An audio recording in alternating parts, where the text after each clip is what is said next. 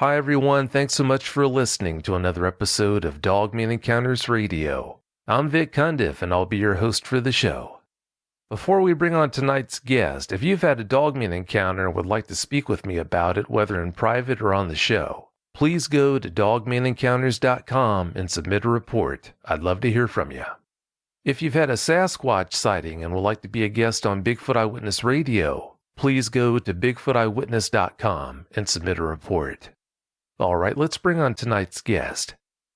Tonight's guest is Roy Stubblefield. Roy, welcome to the show. Thank you. Oh, you know you're welcome. Roy, please give us a brief bio on yourself. Well, I'm a black man, just turned 55 in April. Father of four, have a first grandson. Last year, he just turned a year old. One of the greatest joys in my life. Just an average guy. I do pretty much the normal stuff that people do, try to find a way to survive. I used to play football quite a few years ago. At one time in my life when I was young and full of myself, I was benching 300 pounds and I had a squat of 500 pounds, and I ran a 4.42 40-yard dash, so I believe I could pick them up and put it down with the best of them. I never been a cryptid fan or really interested in cryptids. This was something new to me, even after I had my experience based on the time frame. Back in the 80s, we didn't have internet and such like that, so I didn't know, but I'm just a proud grandfather and dad, and like I said, just trying to survive every day. But I try to learn one new thing every day. I think is one of the better things about me. I always like to add to my knowledge pile. I come from a family of 6, 5 boys, 1 girl, and another brother and sister from my dad's second marriage. So I got a pretty good-sized family. And plus with my nieces and nephews now, that, makes it really big. But I'm just a everyday average man trying to make sure I survive and that my family's happy and provided for. You said you never had an interest in cryptids. It's just a shame that one took an interest in you. Well, for those that don't understand this comment, sometimes they say dark meat is better. I guess he might have looked at me and thought I was a little juicy, so thank goodness it never got to that point where he found out and I found out. But in the time frame where I was young, other than the Patterson-Gimlin film, people didn't talk about dogmen or fairies in the woods or really even Bigfoot. A lot of people say that they believe that was fake, a man in a suit. Well, if you really watch the video and see the muscles move, you'll know that during that time we just didn't have the technology to create stuff like that. So take another look at it if you still think that it's a man in a suit, and I believe you'll be surprised by what you see, especially if you look at some of the videos that other guys have taken and broken down how Patty walks and stuff like that. You can really see it a whole lot better. So if you have any interest in it, I'd say do that and draw your own conclusions after that. Yeah, I never did understand how anyone could watch that footage and claim it was a fake. It just doesn't make any sense. No way. In our first conversation, Roy, you told me that you find a lot of things funny now that you have the encounter we're going to talk about tonight, that you wouldn't have found funny before you had that experience. Please expand on that for us. Well, when you're young and you're relatively strong, sometimes you can develop a chip on your shoulder. It's not to say that you feel or think that you're better than your fellow human being or your friends or anybody like that. It's just that you're feeling so good about what you've accomplished for yourself that sometimes the confidence that you've developed will lead others to believe that you're arrogant or you think you're better than them, when really you're not trying to convey that message. You're just happy with the way your body and your life is at this time because you work so hard to reach a certain stage in that. And you know, back in when I was younger, you know, things were a lot different than they are now. So having to defend yourself or hearing a lot of racial slurs and stuff when you were at games or walking down the street to the store, you know, was just, it was a part of what we had to deal with then. But we dealt with it without, you know, and everybody survived. So it was good. But I just worked hard because I wanted to play in the NFL. I really thought that's where I would be in my life. I didn't see myself doing anything else, but unfortunately, due to a knee injury, that's quickly changed, and I had to refocus myself on something else, what I would do next in life, since I couldn't play football at that level anymore. Well, you know how it is. When one door closes in life, in most cases, another door opens. So maybe because of that injury, doors opened up that wouldn't have opened up if that injury wouldn't have happened. It's hard to say. Yeah, I just didn't know there was something behind one of them doors waiting on me to open it. Yeah, that's a good point. That is a good point. Well, you've got a lot of details to share with us about your encounter, Roy, so let's get to it. Please tell us about your encounter now. Give us every last detail that comes to mind. Okay. So my encounter happened in Metairie, Louisiana. For anybody that's from Louisiana or been there, they'll know that get a pretty good idea of where Metairie is. It was a decent-sized city at that time, not really big when you look at the whole of Louisiana. But I had just graduated from high school. It was the summertime. Was living with a couple of my cousins and their mom. And she came home one day and had us come to the table, which is usually the sign that we're about to have a family meeting. And everybody came in and sat down, and, you know, we're looking at her, and she was talking to us, and then she dropped a bomb on us and said she was going to be leaving in a few days to move to New Orleans. Well, pretty sure you can imagine the shock on our faces, you know, with this coming out of the blue. We had no inkling at all that this was something that was going to happen. We figured more we had did something wrong, didn't clean something, or maybe somebody cut the grass, it didn't rake up the grass, you know, figuring it was, you know, something we had done. But it wasn't that. She just had a better job opportunity that she was going to take. I was kind of surprised she wasn't going to take my cousin with her, based on the fact that he was only 16 at the time. But I guess with his grandmother being there in Nebraska, she felt it was okay that, you know, she'd be able to look after him and stuff if something happened, because she was going to leave us the house that we were living in, and we just have to pay the bills on it. It was a rental property. So, you know, she walked off after she got done talking, and we sat there and had a little conversation amongst ourselves, and probably about 5 minutes into it, she came out of her bedroom and she asked me to come here so she could talk to me, which I did. And she asked me if I would help her drive to New Orleans and unload the U-Haul. And I was like, sure, I'll do it. Now, I have to back up just a minute because I was also going through my first breakup with a girl that I really liked. We had been together almost 2 years, and I was handling it, but of course, you know, some people handle breakups better than others, and I was a little downtrodden about the situation, but thanks to my cousins and my aunt talking to me, then, you know, they gave me a lot of positive messages to help me deal with it, and I really appreciated that. So that's what I did, and I figured getting out of town right now would be good for me to get away and put my mind on something else. Well, we loaded up the U-Haul that Saturday, and we left town Sunday afternoon. We arrived in New Orleans early Tuesday morning, went in and took a few things out the truck so we could lay down and go to sleep, and did that. And then the next day we got up and unloaded the U-Haul and started unpacking stuff, all that fun stuff. I asked her when we got done if she'd be willing to give me a tour of the city, since I had never been there, coming from a small place like Omaha. And she happily agreed.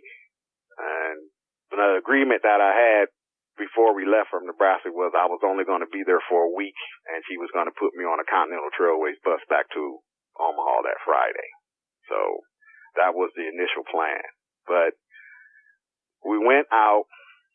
She showed me some tourist attractions, some other sites in the city, and then we went and ate at a really nice restaurant. The name of it escapes me right now, but it was I had never had black and red fish before, and I thought that was pretty good.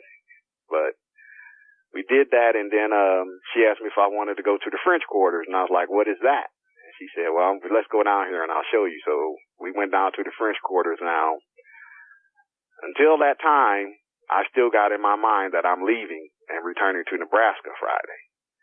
Well, I got down there in the French Quarters, and I'm looking, and people are walking around out in public, just walking in the street, drinking alcohol, and everybody seemed to be having a good time. There's a bunch of bars down there, and a couple of comedy clubs at that time there were, and it was a farmer's market. It was just, once I walked around and seen that for about 30 minutes, I was hooked. I didn't want to go back to Nebraska. I wanted to start my life in New Orleans.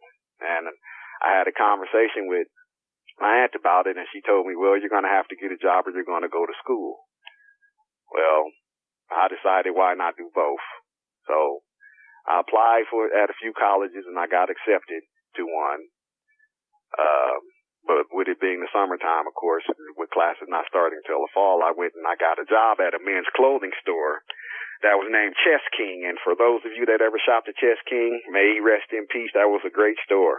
But the majority of stuff we sold out of the store was for men, and we did have a smaller women's section. So that was another reason I liked the job. A lot of women came in there. Wink, wink. So I was at work. I guess I had been there probably about 7 or 8 days, may have been 9. And a young lady entered the store, and I started doing a little light flirting with her, and she was flirting back, and I'm like, okay. So when she got done shopping and came up to the register to pay for her selections, I started talking to her a little bit, and I asked her if I could take her out on a date, being new to the state and everything, and she agreed. So I asked if I could come pick you up Friday, and she told me that she couldn't give me either one. And I kind of looked at her like, oh, man, she got a boyfriend or she's married. And she said, because her mother at that time was really strict on her, and she just wouldn't let men or boys come by the house to court her, if you will. So she agreed to meet me at a park that was in her neighborhood, not too far from her house. That was in Metairie. Now, I lived in New Orleans, so I had to drive up to Metairie, and it was a good little ways. I'm going to say it's about 12 or 15 miles. It was a good little ways up the road. Well, Friday comes. I finish my shift, and I start heading up that way. I got some directions from my boss about how to get there and stuff, because I didn't know, and she told me pretty much how to get there, and I found it with little or no trouble. Pull up and park my car, and I had 1979 Monte Carlo, and this incident happened in 81, and I was really proud of that car. It was the second vehicle I had, and it was much better than my first vehicle, so I was really proud of it. It had some really nice crushed velvet seats in it, or velour seats in it, and I just really liked it. It was like a copper color with a white top, like a shiny penny. That's what color the body was, and the top was white, and it was a coupe. Well, I parked my car, and I got out, and I walked over to the park, and I do have on shorts at this time, but they're more, I wouldn't say dress shorts, but they weren't something that I would go and play basketball in. And I had on a button-up short sleeve shirt, too, and some sandals. So I walked in the park and sat down on a bench, and I checked my watch to see what time it was, and seen it was a little before 7, and I'm like, okay, well, I'll just sit here and wait on her. Well, I had been there about, I don't know, maybe it wasn't 5 minutes, I'll say 2 or 3 minutes, when this guy walks over to me and asked me if I wanted to play basketball. And I told him, no, I'm not here to play basketball. I'm here to meet somebody. And he introduced himself. He told me his name was Herman. And I gave him my nickname, which is Stub. And we just started talking. And he noticed that my accent didn't sound Southern, and he was asking me where I was from. And when I told him Nebraska, he got a good look at that because he said, I didn't know there were black people in Nebraska. I just thought it was full of farmers and cornfields. It gave me a good laugh. I told him, no, there's a lot more to Nebraska than you think. You'd have to go there to see it. Well, as we're talking, these other guys come over. It was 5 of them, and they was asking if I was going to play basketball with them because they had the next game after the one that was playing concluded. And I told them, no, I'm waiting on somebody, and they were always asking who. And I said, you'll see when they get here, you'll see them, and if you know them, then you'll know who I'm talking about. And it's like, oh, okay. So they all introduced themselves. I can't remember everybody's name right now. I don't have my journal sitting right in front of me, but Herman is one of the main characters in this event. That's why his name really stuck with me. And that's not his real name. I found out a short time later that the reason they called him Herman is because they thought he had such a big head that it reminded him of Herman the Monster off the Monster Show. So I found that rather amusing that they would make that connection between the two, but it was all in good fun because all these guys had been knowing each other since at least the first grade based on what they told me. Well, I sat there and I was talking with them, and then their turn to play basketball came up, so they went out and got on the court and played, and I'm waiting, and 7 o'clock comes and goes, 7:15 comes and goes, 7:30 comes and goes, and I'm like, either she's taking an extremely long time getting ready or she's not going to show. So I started preparing myself to the fact that I probably was going to get stood up. Well, shortly before 8 o'clock, one of the guys that was playing had to leave, and they asked me if I would replace him. I told him, yeah.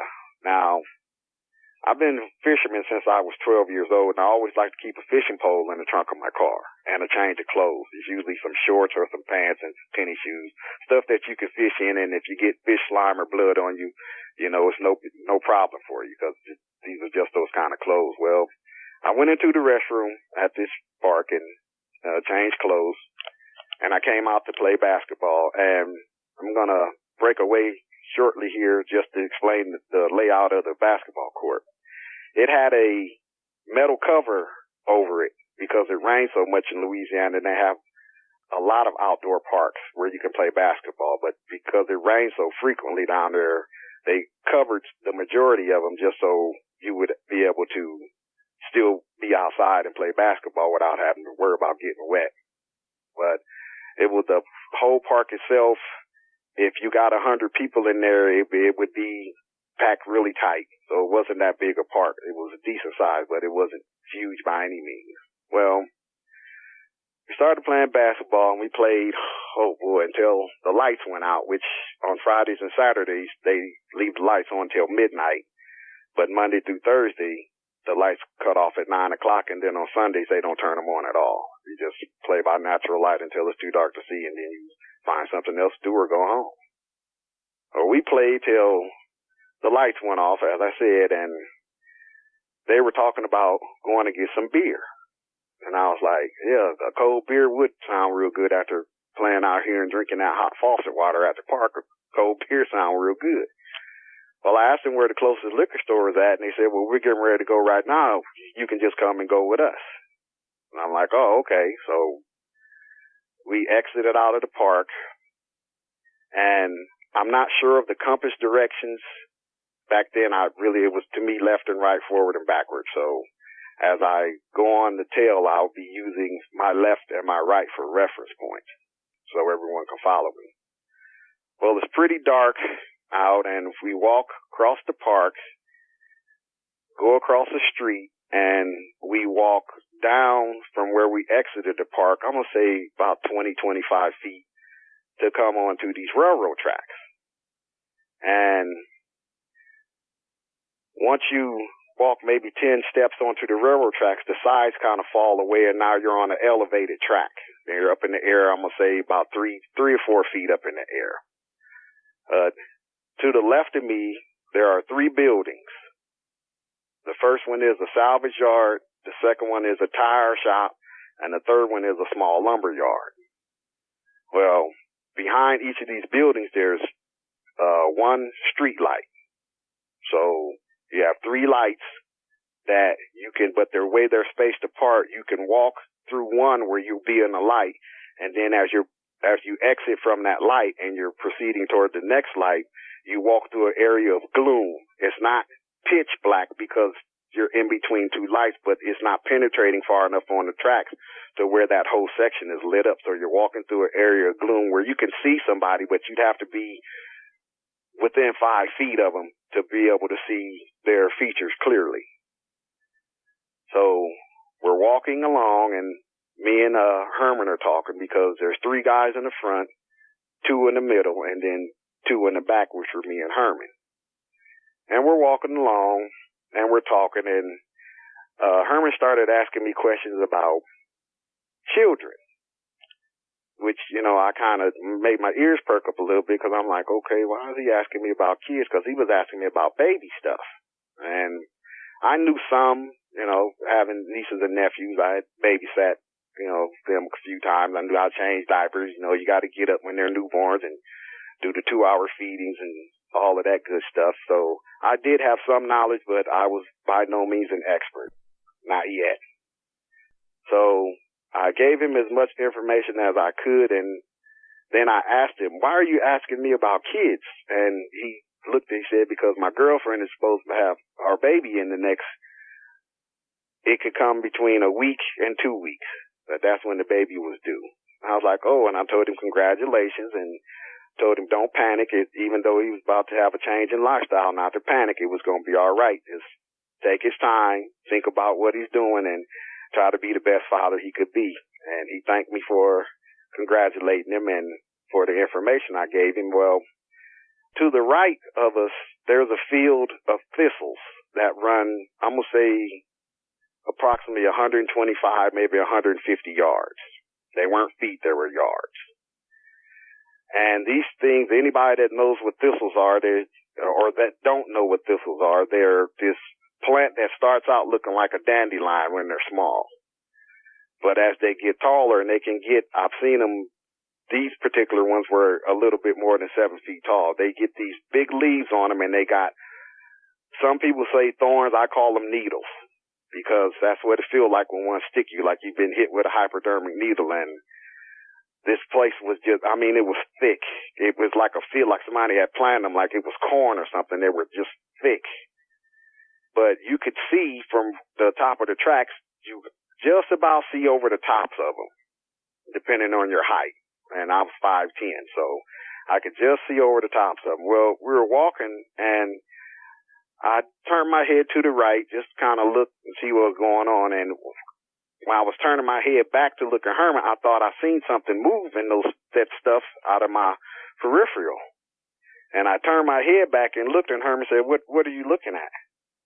And I said, I thought I seen something move over there. And he quickly said, it might be that dog that stays in the junkyard. Sometime he get out. He's a big black, I guess he was half Rottweiler and maybe Lab. He's supposed to be a good-sized dog. I'm not absolutely sure on that, but that's kind of what they were saying they thought he was mixed with. So, and they said that he was really mean, but if you threw enough rocks at him, you could run him off and he wouldn't bother you. So I kind of chalked it up to that, and, you know, I didn't really think anything more else about the dog. I just was wondering what it was I had seen that made those thistles move.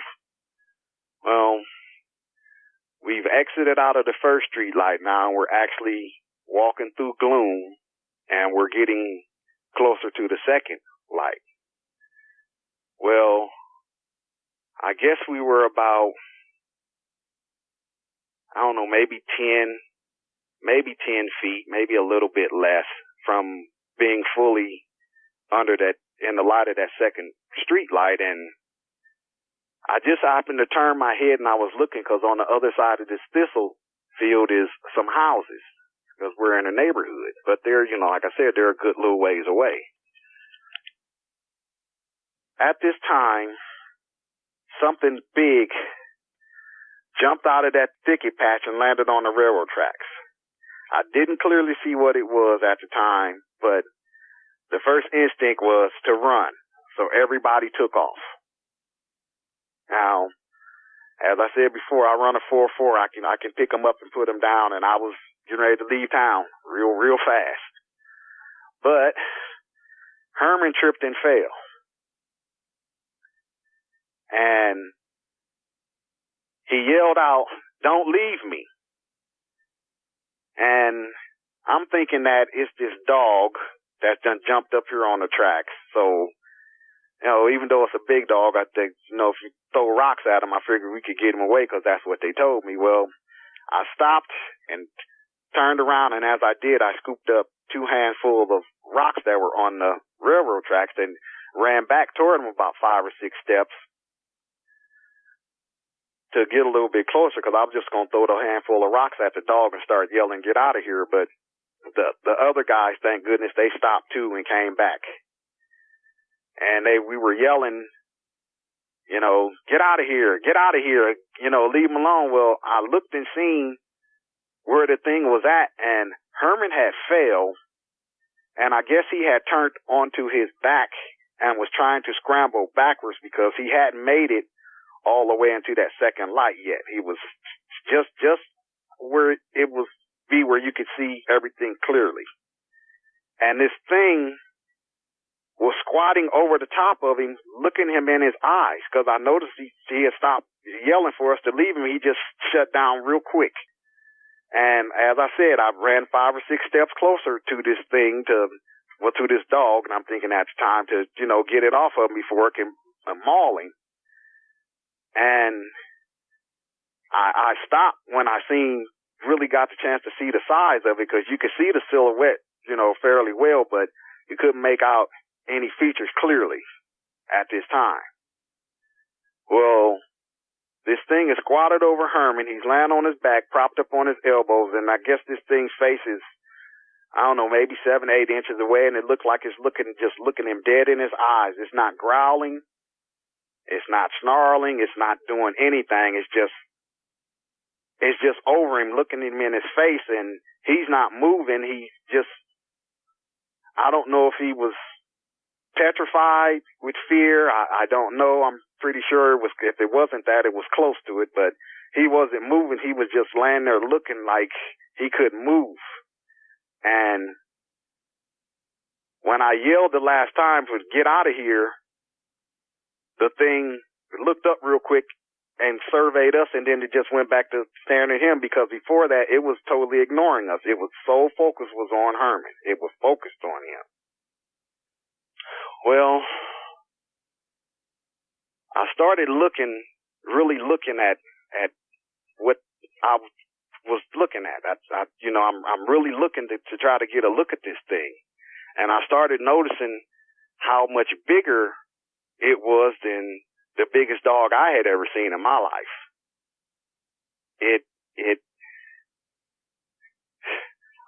At that time, I had never seen anything that drew air that's just that big. I'd never seen anything like that. And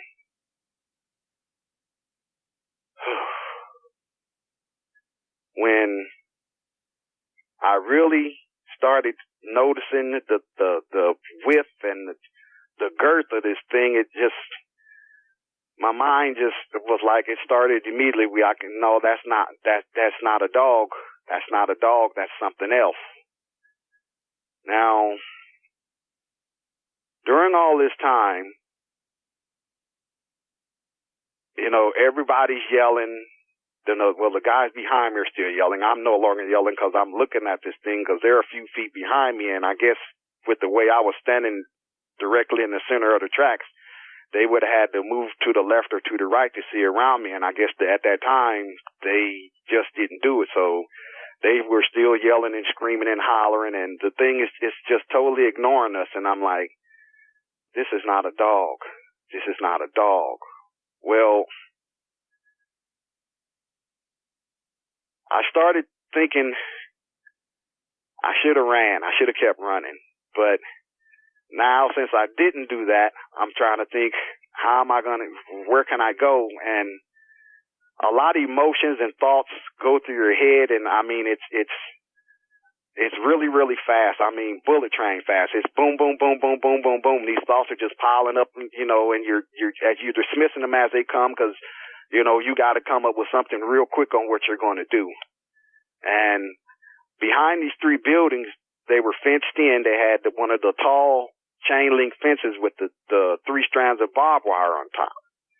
Well, I noticed that just beyond the second light post, the fence went up close enough to the building that if you were able to scale that fence, you were going to get chewed up on that barbed wire a little bit, but you could actually access the top of that building from there. And I was thinking if I can make it there and get on top of that building, I'll just run and jump off the front and I'll be right next to a busy street, which is Airline Highway.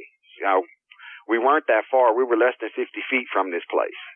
And you could hear cars going up and down Airline Highway, but with it being, you know, close to 12:30, there wasn't as much traffic as it would normally have on it. So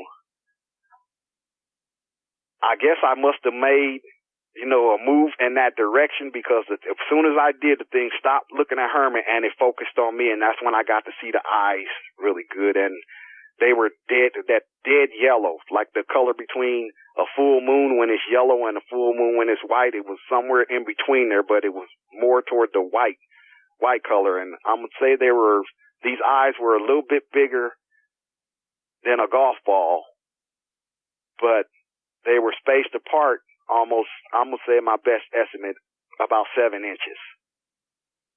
And I know there's not a dog that's got a head that big where there's a 7-inch space between its eyes. It didn't blink. It just looked dead at me. And as soon as it did, my whole body just locked up. I mean, I couldn't move my arms, my hands, nothing. And when it did that, I stopped hearing the guys yelling. And which later I realized the reason that happened is because my heart was beating so loud, it was drowning out everything else.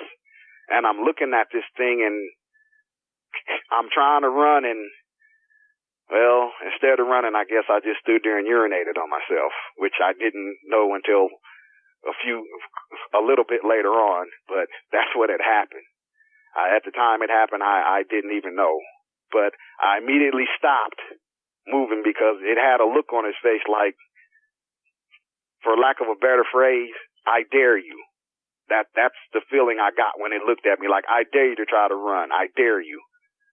So I stood there frozen, and I guess the other guys, when I moved just that step, some of them got a better look at it because they started, what in the blank is that? And what is that? What is that? What is that? And nobody's hollering Herman's name or anything, not even me, because like I said, I'm close to this thing. I'm actually less than 10 feet away.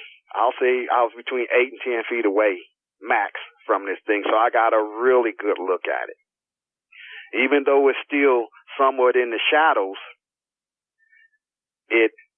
I could see it, and the eyes, the color that I seen, it wasn't an internal glow from the creature itself, but it was based upon the lighting, I'm assuming, because they weren't really bright until it stuck its face forward, which it actually did shortly after that. But as I'm standing here looking at this thing, body frozen, I started thinking I was getting ready to die, because there's, with the shoulders and the chest on this thing, my best estimate is we're talking 42, 45 inches. I have a 55-gallon tank, and I know that's 48 inches, and it was almost that wide. Well, as time moves on, and a lot of people say when they in this situation that time slows down. To me, it seemed like it just stopped. And this thing is looking at me, and it didn't look at me long. It might have been maybe 4 seconds, and then it refocused back on Herman, but it still hasn't tried to hurt him. Well, one of the guys that I was with actually had a fanny pack that I really didn't pay any attention to it at that during that time frame, it wasn't unusual to see guys have these things on, because if you wore gym shorts or something, you could put all your, wallet and keys and stuff in there to have it. Well, he pulls out at that time what we referred to as a 38 Special, which is a firearm you can purchase from somebody on the street and don't have to worry about registering it or licensing it. That's your own personal gun. Of course, if the police catch you with it, it's going to be a whole different story. But he pulls out this thing, and I heard somebody say, "Don't shoot it." But he must have been pointing the gun at it, because as soon as he did that, the whole demeanor of this thing changed.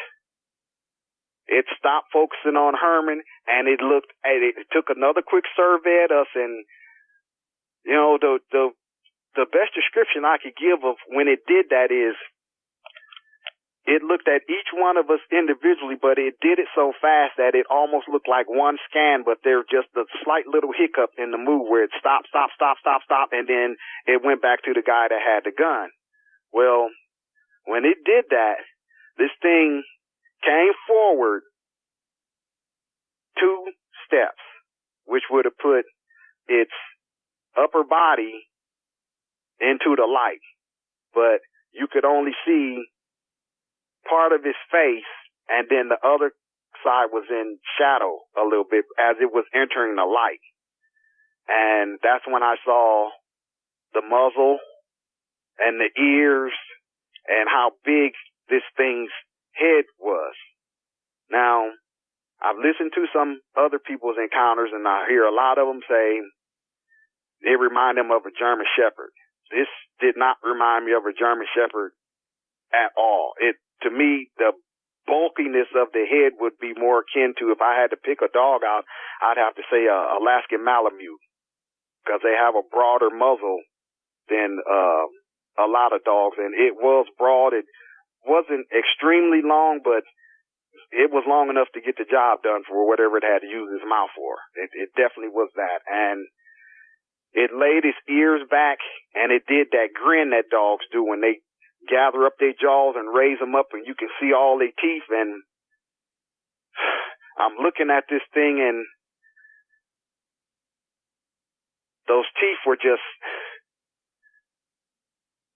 they had to be 3 inches. The canines had to be 3 inches. It did have other teeth behind it that weren't like canines or anything, but you could tell they were cutting teeth. They weren't flat molars or any type. They were like cutting teeth. And it had this grin on its face, and that's when it growled. And it wasn't really loud. It was low, but I could feel it. I could feel it in my body. I didn't know if it was coming from my feet up or just hitting my chest and going down, but I could feel it. But at the time, it seemed like it was growling, but it didn't want to growl too loud because it didn't want to draw more attention to itself in case there was somebody other than us 7 guys that was there close enough to hear. But it got its message across. So the guy just, I didn't take my eyes off of it, of the creature. So I'm not exactly sure what he did with the gun, but I know he didn't shoot. And somebody took off running when it came into the light. Once again, I'm not sure at this time who it was, because I'm not taking my eyes off this thing. There's no way I'm going to turn my eyes away from it at all. And when it put its hand, yes, I did say hand, not paw, it was a hand, out from where it was crouched over Herman, when it moved forward far enough so that its rear end was pretty much almost over Herman's face, and he still hasn't moved. He's in the exact same position. Well, the fingers had to be, I don't know, 10, 11 inches long to my best estimate, and they were tipped off by 2.5, 3-inch claws that were slightly curved. They weren't hooked, but they were slightly curved enough that it could put his hand down on the ground where the fingertips wouldn't have to raise up because of how much claw it had on it. And the first thing came to my mind was, this is a werewolf. Now I know what I'm looking at. I'm looking at a werewolf. These things not only supposed to be on TV and in fairy tales, but I'm looking at a werewolf because to my mind, that's the only thing I could associate with it at that time. And once again, the thought went through my head, I'm about to die because I'm the closest one. Other than Herman, I'm the closest one. The forearms were almost to me about as big as my my thighs at the time. And I'm squatting 500 pounds, so I don't have little thighs, but the forearms, not the bicep, but the forearm. I could see how the muscle was bunched up because of the weight that it had on it. And I mean, I don't remember seeing any body fat. Of course, it did have fur on it that was approximately 2 inches long. I don't think it was 3. I was going to say it was 2. It didn't look ratty or unkept. I didn't notice any patches of fur missing on the areas that I could see. In all actuality, to me, the thing looked like it was pretty well groomed. I know that might not make sense to some people, but my best estimation of its condition at that time, it looked pretty well groomed. I didn't see leaves or grass or anything caught in the coat. It just, it looked smooth.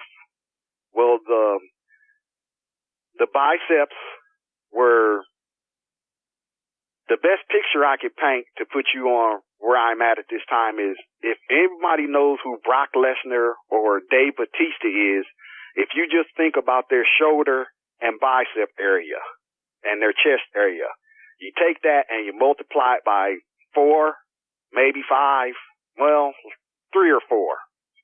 You'll give it an idea of the structure of this thing. I mean, the biceps on this, if it had flexed his arm or made a fist and did the flex motion, I'm going to say that bicep would have been probably about the size of my head. Not that I got a really big head, but it would have been about the size of my head. Not that it did that, but I'm just, to my best estimation, I'm trying to give everyone the best description I can of what I seen. And, when a dog puts his ears back and he's showing you his teeth, usually that means somebody about to get bit if you're not about to get out of town. So, like I said, I'm thinking I'm going to die.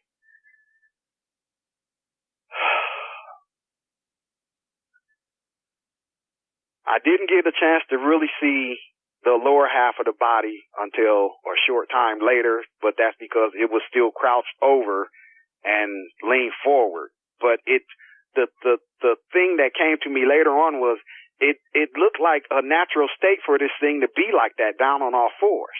It just looked like that's what its main means of locomotion would be. And I'm just, as you stand there and you're seeing stuff like this and all this stuff is going through your mind, the flight or fight response, wasn't no fight. It was all flight. And I just couldn't get my body to do what my mind was telling it to do. So it's not looking at me. I can tell it's keeping an eye on me because I would have been within its peripheral range where it could focus on all of us basically at the same time. Well, as I said earlier, somebody took off running, and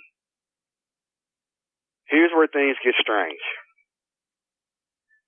For all you pet owners out there that have dogs, if your dog's ever been sitting up and all of a sudden if he has fleas, and he makes that real quick motion to just start biting around on his tail or down on his rear haunches, this thing twitched. And it didn't, when it moved with that kind of speed of what it was going to do, but it never made a move to go by his haunches or anything or even go after Herman. It looked to its right into the thistle field. And it stood up on 2 legs. And I'm looking up, and it's going up, up, up, and I'm like, oh my God, this thing got to be at least 9 feet tall. I'd say it's on top of about 9.5 feet because I played basketball quite a few years, and I'm pretty familiar with the height of a standard basketball rim, which is 10 feet. This thing could have dunked the ball standing flat on its hind legs. And that's when I got to see more of the body. It had a flat stomach. Because of the fur, I'm not sure if there were abs there, but based on the muscular thing, I'm pretty sure it was. That's when I noticed it had gray highlights in it. It was black, but it had gray highlights in it, almost like, the best example I give is like a patchwork quilt. They weren't uniform. It was like a splash here and a splash there, but nothing that would make up a definite pattern at the time that I had to see it. And it looked to its right, and I'm looking at the hind legs now because it had haunches like a dog. It's just that I can't tell you how big the feet were. I didn't go up there and check his shoe size or anything like that, but I can tell you it was on some big dog's feet. The hind feet were dog's feet, and I remember hearing it breathing, and it's just the best sound to me. What it sounds like is,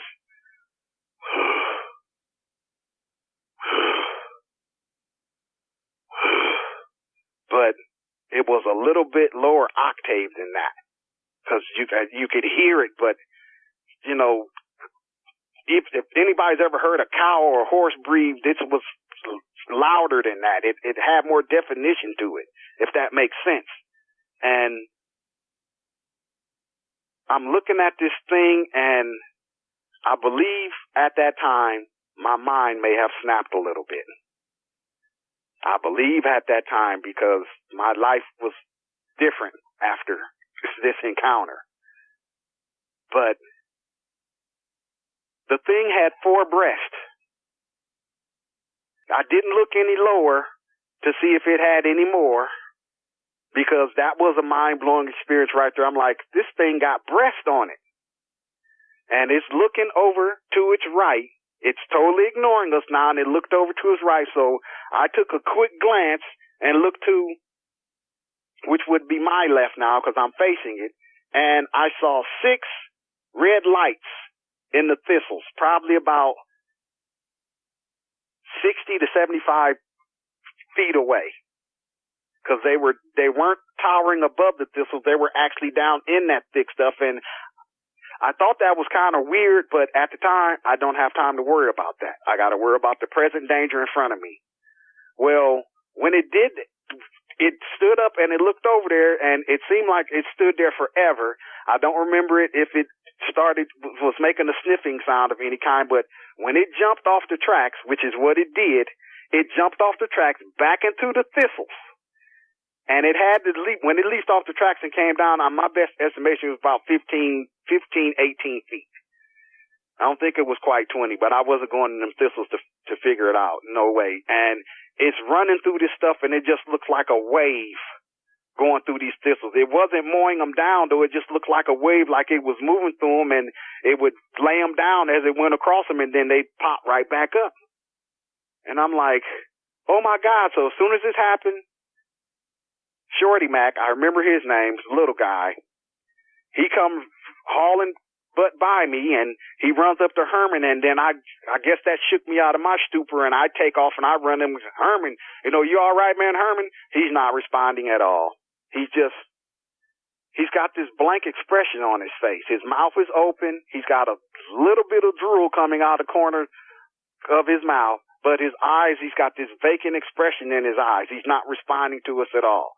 So we picked him up and put one arm around Shorty Mac's shoulders and one arm around me, and we proceeded to head down the railroad tracks, which at that time, to me, did not seem like a good idea, because once we passed that 3rd street light, we're in darkness now. But these guys lived in the area, and they said that probably about 20 feet past the last light, there was a path they had been going to walk to go to the store, to school, that for years, so they had worn down the ground to dirt, just dirt, wasn't nothing growth, but it was a wide enough path that you could walk through the thistles. Well, we're half carrying, half dragging him, and God, it seemed like we were moving just extremely slow. A lot slower than I wanted to be moving, but I couldn't leave him. Now, I don't know these guys from Adam. Let me make sure I state that. I don't know these guys from Adam. I had just met them at the park, and we spent a few hours playing basketball together and just shooting the breeze. But I don't know any of these guys. I don't even know their real names. All the names I got were nicknames, or street names, if you will. So we're moving along, and, you know, the guys that aren't helping carry Herman, they're on alert looking out, and we get through there okay and come up to the back of the liquor store. Well, we made it around to the front. We sit Herman down on the little ledge outside the store, and 3 guys went in, and everybody else stayed outside, and that's when I realized that Herman had evacuated both of his bowels.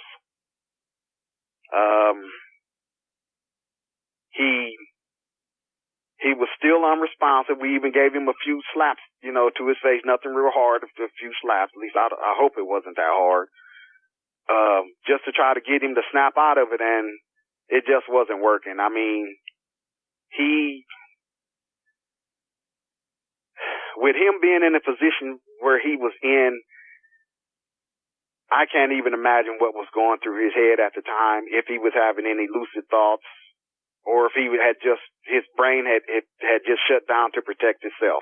I don't know, but he just was not responding to anything. He just was sitting there. I actually had to keep my hand pressed against his chest to keep him pressed up against the glass in front of the store to keep him from falling off of there. Well, as this is going on, I can hear the guys in the store. They went in the store and they started yelling for the clerk to call the police. And he's asking, you know, what done happened? What's the matter? You know, what's going on? And of course, when they told him that we seen a monster, first thing he went to, I don't know what y'all been smoking or shooting up or what kind of drugs y'all been doing, but you need to make your purchases and exit my store, because it's about approximately 12:50 now, and back then the liquor store shut down at 1 o'clock. So they're just imploring him, please, just call the police, man, call somebody. Well, he told them, make your purchases and exit the store, or just exit the store. I'm not about to deal with you guys' nonsense. As these guys were exiting the store, the last one in line turned before he closed the door and said, well, at least, did you park your car in the back of the building? And the dude said, yeah, why? He said, at least move your car in front of the building away from them thistles and stuff, man, so that thing don't get you when you go to get in your car. He kind of just dismissed us with, yeah, okay, right, whatever, bye. So now we have to walk. I got to walk to get back to my car, and I'm going with them. Well, before we left, Shorty Mac is brushing Herman's head because he's looking. There's some white stuff in his hair. He kept saying, there's some white stuff, man. I can't get it out. He even licked the tip of his fingers and, you know, went to try to wipe it off, and it wasn't moving. So I came over there and looked. He said, man, what is this stuff in his hair? And I turned his head a little bit, and I'm looking. I'm like, I don't know what that is. And I stuck my fingers and did brushing motions through his hair, you know, trying to see if I could brush it off. And his hair had actually turned white.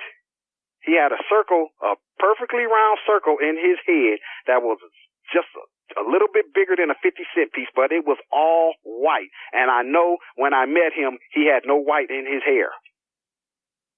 I know that for a fact. I spent too much time right next to him, talking to him, and even walking. He did never have this patch of white in his hair.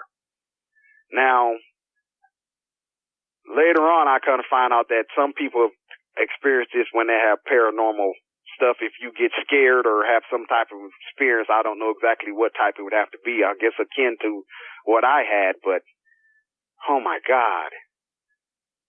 So we're walking, supporting Herman, and we're making sure we're staying on well-lit streets, and we're listening for every little noise that doesn't sound like a car passing. Everybody's on alert. Well, it took us almost 45 minutes to get back to the house during based on the way we had to go. Instead, rather than taking a shortcut, now you're taking a long way back. We get back to the park. We cross through the park and go across the street. Well, Herman stayed 2 houses down right across the street from the park. So we get him up to his house, set him on the top step on the porch, and I've got my hand in his chest supporting him, and the other guys are up there. One is ringing the doorbell, and the other one is knocking on the door. His mother comes to the door, and of course she's not happy with the way, he's ringing the doorbell and knocking on the door, and she's, what the blank is going on? What are y'all doing? Why are you beating on my door like that? And they was like, something's wrong with Herman. Something's wrong with Herman. And she's like, what do you mean something's wrong with Herman? What's wrong with my baby? And they're like, I don't know. We can't get him to talk. Now, I'm not saying nothing. I'm just looking at this lady. And she comes out of the house, and she has on, of course, her night clothes. She comes out of the house, and she, Herman, what's the matter? He doesn't respond. Herman, what's the matter? He doesn't respond. She said, oh, my God. Had he used the bathroom on himself, too? And he was like, yeah, we think well, we didn't think. We knew he had used the bathroom on himself. What did y'all do to my son was the next words out of her mouth. I know y'all did something to him. What did y'all do to him? What kind of, drugs or what, it just...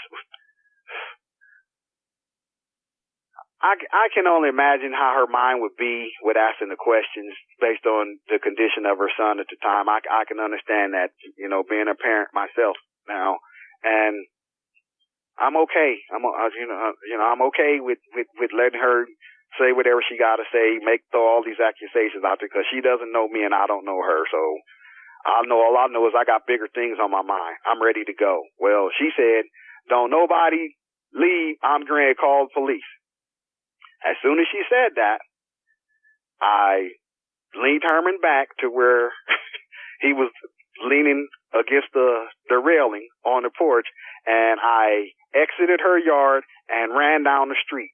And I know about 3 houses up the street from where he lived, there were some people sitting on the porch, and they was like, what is he running from?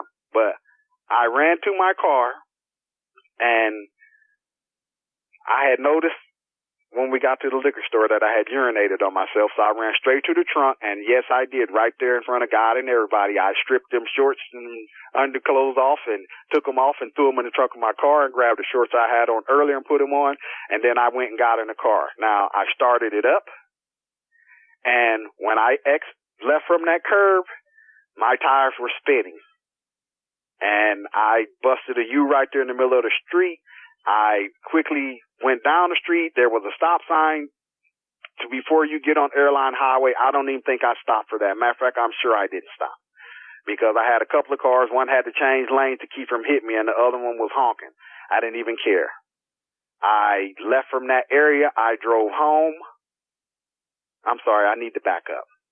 The reason that I didn't stay there was because I had a 357 Magnum in the trunk of my car. That wasn't registered. I had made me a Saturday night special purchase before I had left from Nebraska, so I wasn't going to be there to find out if that gun had been used in a crime or something like that. There's no way I'm going to do it because I didn't know what the police procedures would have been for something like that, but I knew I couldn't have them search my car, so I left. I got home. The first thing I did as soon as I went in the house, I locked my door, I pulled my couch in front of the door, slammed it up against the wall, went into my kitchen, unplugged the refrigerator, brought that out, pushed it in front of the couch, and I plugged it back in there, but I wanted to have as much weight in front of that door in case this thing tried to come through my door. And I wanted to make sure it would slow it down and give me enough chance to get a shot at it, I guess. And then I went into my bedroom, I grabbed my box of bullets off the shelf, I took 24 bullets out, loaded my speed loaders, set them on my nightstand. I took a seat on the floor facing the door, and I had some Jack Daniel's Green Label, and I made sure I took a couple of healthy swigs out of that just to get my nerves back together. And then the replay started in my mind about what had happened. I never seen those guys again. I don't know what happened, if the police showed up or whenever they did what happened. There was nothing on the news, nothing in the newspaper to the best of my knowledge. But for where I was at and for what happened to me, it changed my life. I mean, I didn't leave out of my house for 3 days. The only thing that made me come out of that bedroom was to go in the bathroom or to get me something to drink. I don't even remember taking the time to fix anything to eat. But I carried my gun with me constantly. Monday would have been my next day at work. I called off just because I wasn't ready to leave the house yet. I actually was too afraid to leave the house because I didn't know if this thing had followed me. Even after seeing it run off in a different direction, I didn't know if there were more of these things. It's, and I'm sorry. I'm usually much more well-spoken in this, but so many things were going through my mind. None of them were making sense. Some of them made sense, and everything to me is like, it reminded me of just a jumble. That's all, just a jumble of emotions and thoughts going through my head. Well, I did go to work Tuesday, and shortly after I got there and clocked in, I guess I must have still been on high alert, if you will, because every little thing that I didn't associate with a noise that I heard in the store had me jumping and looking. And several times I went in the back room to look and make sure the back door was locked. Well, my boss was noticing that I was acting out of character, and she asked me, "Roy, are you okay?" And I told her, "No, I'm not okay." And she said, "Well, what's the matter?" And I told her, I didn't want to tell her because I didn't think she would believe me. And I didn't want to look like some idiot and have her fire me, because now one guy comes to work and he's normal, and then the next time he shows up at work after the weekend, and I got this crackpot on my hands that's in the store. So I didn't want to tell her what had happened, and she kept at me for the whole day. You know, you can talk to me. I know you don't know anybody down here. You got very few friends. You know, you don't have any relatives here. You can talk to me. You can tell me, you know, what happened. And I kept telling her, no. Well, either she broke me down or I needed to just get this off my chest to whoever will be listening. And I told her what had happened, and I was referring to this thing as a werewolf. And she said, well, and let me stop right here and just to say her demeanor at the time when I told her, she didn't interrupt. She just listened to me. She stood there. She had her arm upon the counter, and she had her hand resting in the palm of one of her hands and with her fingers on the side of her face. And she's just listening to me. And when I got done talking, she said, that probably was a Luke Guru. And I said, who the hell is Luke Guru? I'm not talking about a person that I seen. I'm telling you about a monster. I had never heard of a Luke Guru before. I didn't know what it was. And so she started to explain to me that down in Louisiana, according to folktale and legend, that they're supposed to have Luke Gurus, that they're mostly people that live out in the bayous and the swamps see them. She never heard of anybody seeing one in the city. So basically my knowledge I gained some knowledge that day because she explained to me what it was. And for people that don't know, a Loup Garou is supposed to be a French werewolf.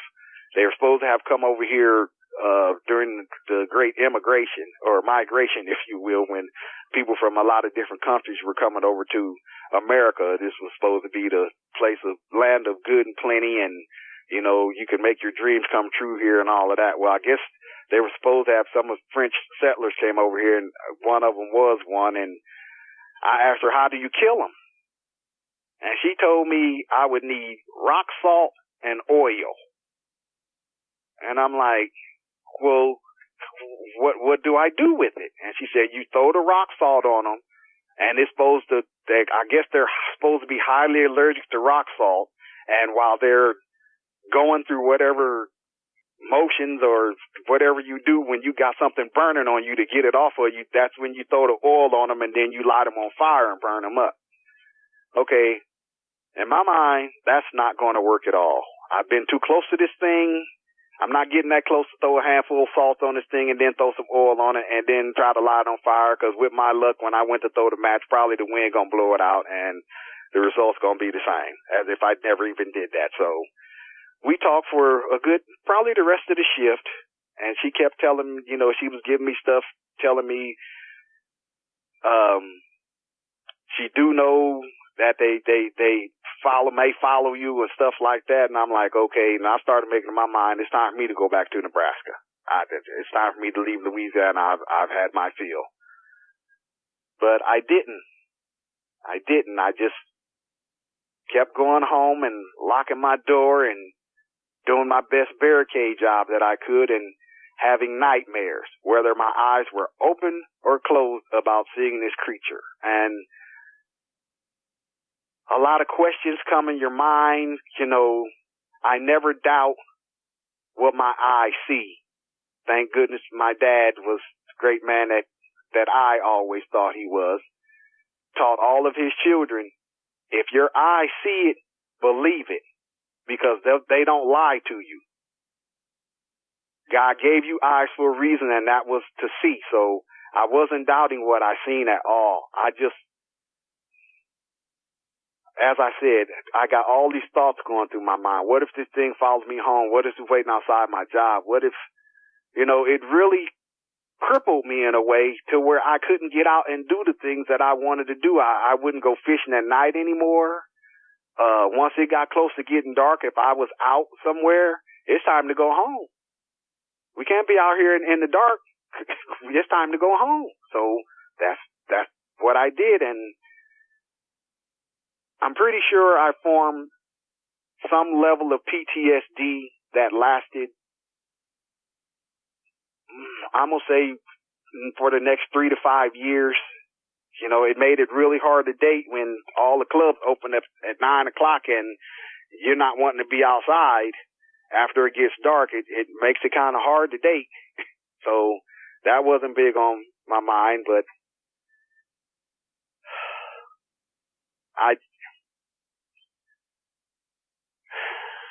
I guess I just was trying to find ways to come to grips with what I had experienced and what's next. That's the biggest thing. What's next? What do I do now? And I really didn't want to tell anybody, and I didn't. I kept this under wraps, but one of the first things I did when I was able to was I made sure I entered it into my journal.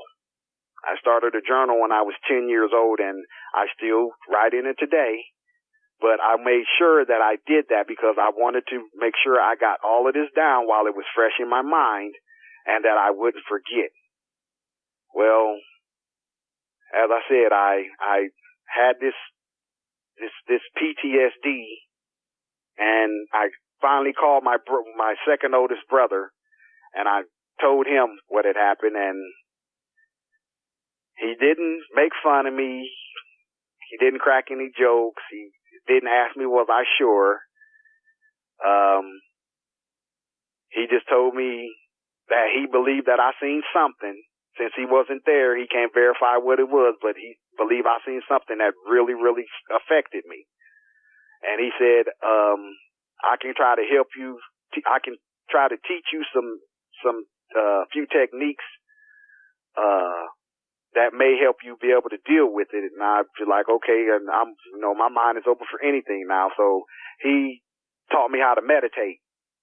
And it was hard at first because a lot of people meditate with their eyes closed. Well, whenever I closed my eyes at this time, first thing jumped in my face was first thing jumped in my mind was that face coming out of that gloom into the light, and those eyes and those teeth, and,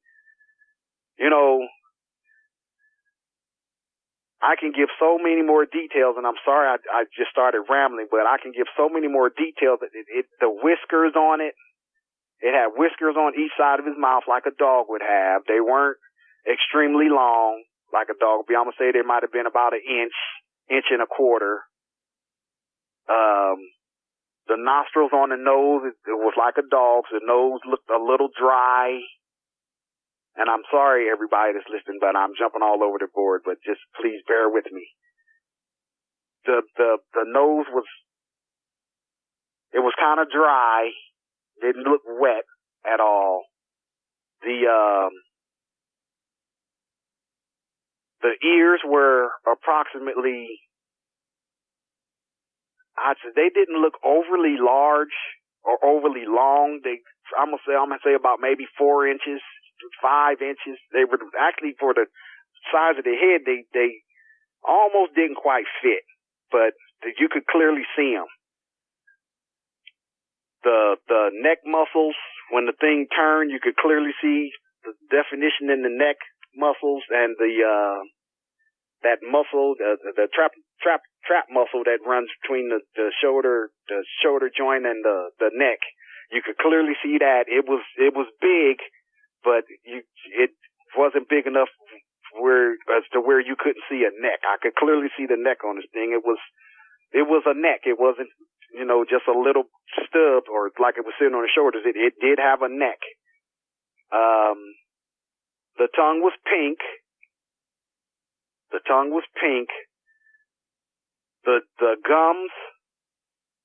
gums were, they were like mottled.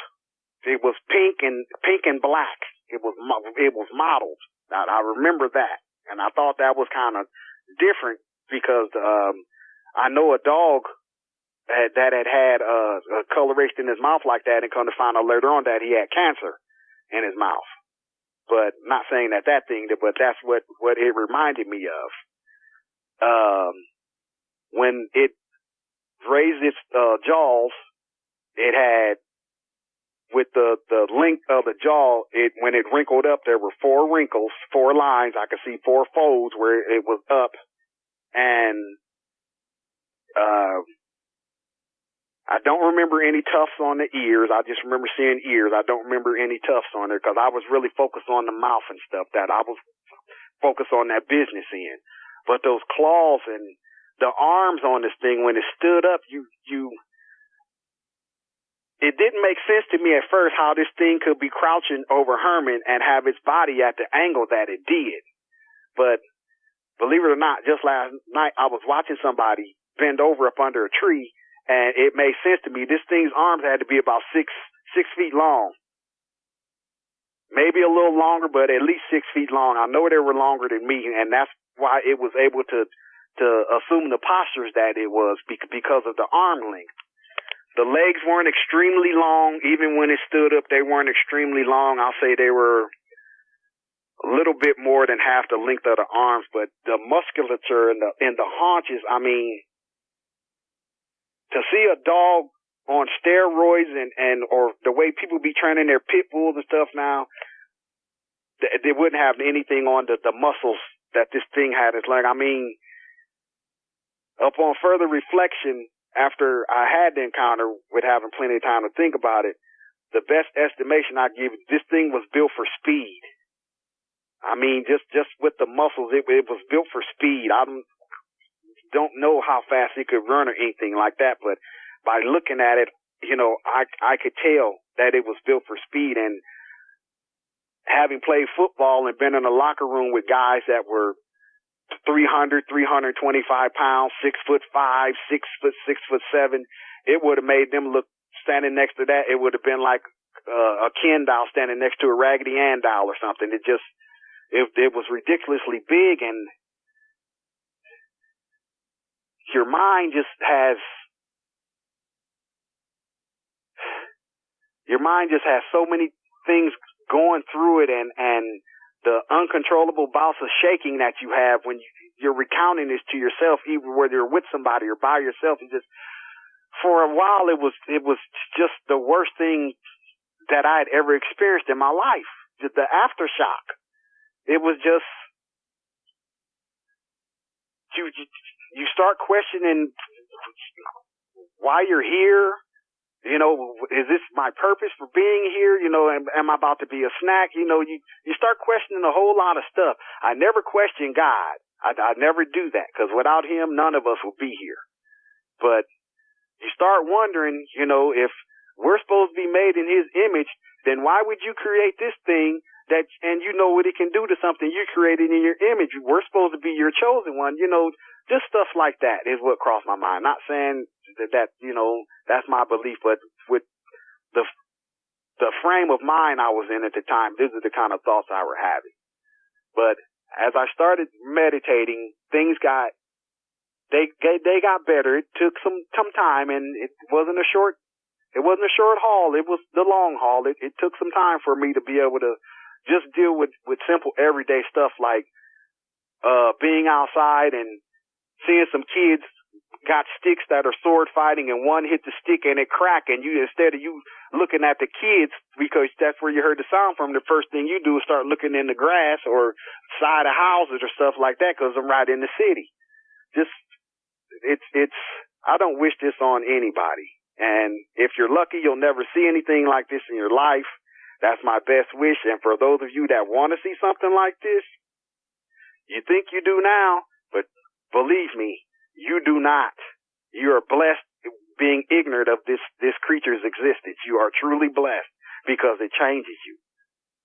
But I deal with that, and I actually got to the point of where I buried it. I gave it a little $39.99 funeral, bought some cheap roses, said my few words over it, and I buried it, put it in the back of the closet, closed the door, locked it, and threw it away, not to be opened anymore.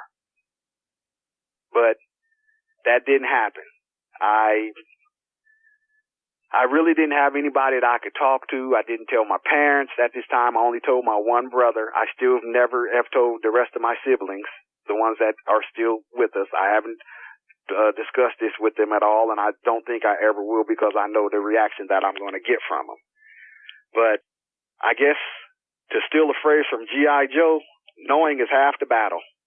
And now that I know, trust me, I know not to put myself in certain situations again, even though being in the city, there's still things you can do to make sure that you're absolutely on high alert and want to know what's around you at all times, because you never know what you're going to see on any given day. You're never going to know. And oh my God, just to see something that big and black and with the teeth and the claws, and it's like something out of a nightmare that just came to life. Your nightmare stepped out of your dreams, and now it's right in front of you, breathing, looking at you, close enough to grab you. If you turn or run, you know you're not going to get 10 steps before this thing is on you, and it can really do a lot of damage to your psyche. But time is a great healer. It is a great healer. But always have faith in yourself and the Lord that as long as you... I'm sorry, let me back up just a bit. I forgot to include someone else. As long as you have faith in yourself, the Lord, and Vic, to be able to relate your encounter to him and him not make fun of you, question you, to try to dig through your story, to try to find out where you're lying or where you're going to make a misstep. He's a great guy. So those three things, yes, put your stock in him. Put your stock in him. It can be a great way to help yourself with a situation that you have. I would have never thought I would have encountered anything like this in my life. Never. And being 55 years old now, I still sleep with a light on, not a night light. I got a lamp that stays on. The only time it goes off is when the bulb blows. And I'm 55 years old, and I'm not ashamed to say that. If something comes in this house and it's trying to get me, I want to be able to see what it is. So that's my reason for doing that, because now I know these things exist. I don't know where they're all at, but I'm not going to go down that path right now. But yes, that is my encounter, and I hope I never have another one ever again. And I hope no one that listens to this or doesn't listen to it, I hope nobody else has to see a thing like that, because it will change your life and it will make you question a lot of stuff. But on the flip side of that coin, it also opens up another box to where you want to learn about it. You want to learn about it, everything you can about it without actually having to go out and study it and see it yourself. You want to learn as much as you can about it, just so that you can add more stuff to your armament to prepare for if you do encounter what to do and what not to do.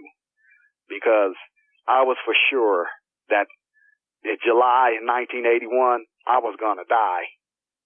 There was no doubt in my mind, no ifs, and odds, and buts, no maybes, no coulda, woulda, shouldas. I was for sure I was going to die, and it was not going to be a pleasant death. I was going to feel every bite, every shred, every digging of the claws, everything. I was absolutely sure that's how I was going to die.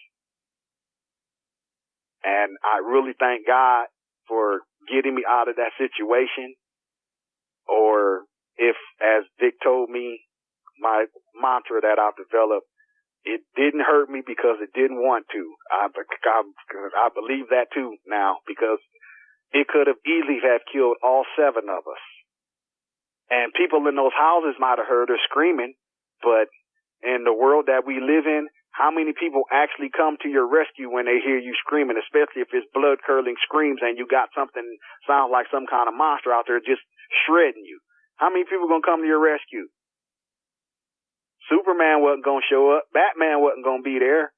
You're just, you're on your own. And with me, one of the biggest things I take away from it, is I had a gun and didn't take it with me. And as I reflected on it later on, I'm like, I didn't know any of these dudes. They could have robbed me on them railroad tracks or anything. That might have been their intention, even though they didn't seem like they would do something like that to me. They seemed like, generally cool dudes, everyday guys that just was trying to get by. That didn't cross my mind till years later, but I'm glad that didn't happen, because as I said, I had a gun. And as close as I was, I can't say 100%, but I think if I had shot that thing in the eye or something with that 357, that I could have changed the outcome of the day that it was happening. But I'm glad that I didn't, because if I didn't kill it, then I'm pretty sure it would have killed me for doing that, just by the reaction that it gave the guy when he pointed that little 38 at it. So, yeah, that's my encounter, and I may have left some stuff out, and if I did, folks, I apologize, but talking about this, it takes me back to that day and that moment, and my thoughts get a little jumbled, so if I forgot to include anything, I apologize. Maybe if Vic have me back on again and I remember something, I can kind of clean that up then. But that was my encounter, and I'm glad I survived it and went on with my life and was able to have children and try to be the best father I could. And now I'm a grandfather, and that's, one of the biggest joys of my life now, seeing my little man. But you have to be careful. Even if you're in the city, people, I can't say that enough. You still have to be careful. We have enough pedophiles and murderers and window peekers and all kind of, we have our own deviants in the human race right here in the city with us. But to find out that you could have something extra also right alongside them things, just be careful. Everybody be careful. If you get that gut feeling that something ain't right, or the air don't smell right or something, just leave. And that's another thing I meant to mention. I don't recall smelling any weird odor of any type. I don't remember, even as I was that close to the thing. I do remember I did get a faint whiff of its breath, and it doesn't brush. I'll just say that it doesn't brush. I got a faint whiff of its breath. It smelled like you ate something and didn't brush your teeth forever. That's what it smelled like, but it was just faint. I guess I wasn't close enough to get a real good blast of that air as it was breathing, and I'm glad for that. But I do remember that. But I didn't smell any other body smells or anything like that. Or if I did, my mind didn't register it at the time. But I don't recall having smelled a weird smell or really disagreeable smell coming from the creature, something that would offend your nose. I don't remember that. But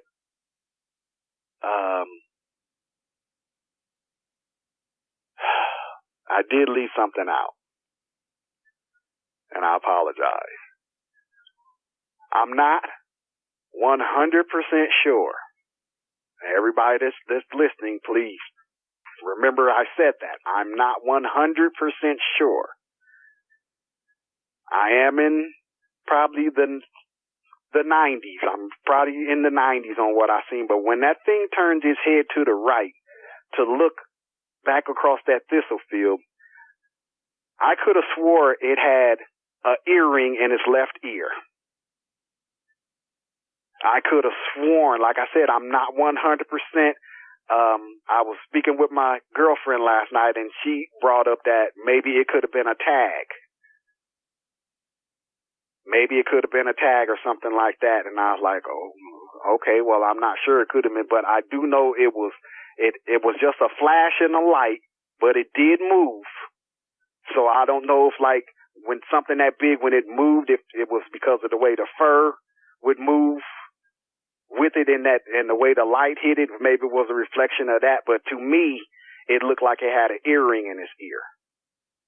And that's been a question that is never going to be answered, at least not for me anyway.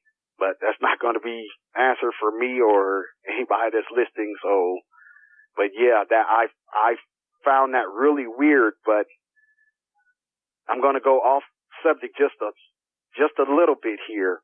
I did find out,